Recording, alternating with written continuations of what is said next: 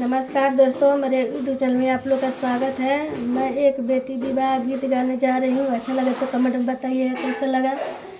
निमिया के पेड़ जन कटवैया मोर बाबा हो। निमिया के पेड़ जन कटवैया मोर बाबा हो। निमिया चिरैया के बसेरा लाला।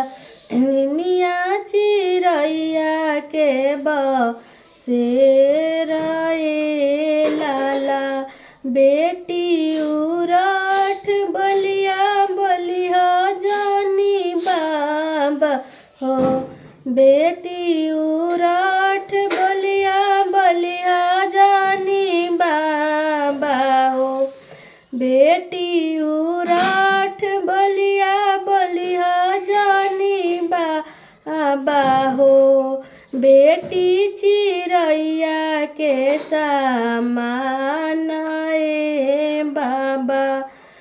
बेटी चिरैया के समान सबरे चिरैया बाबा उड़ी उड़ी जाई है हो। सबरे चिरैया बाबा उड़ी उड़ी जाई है हो।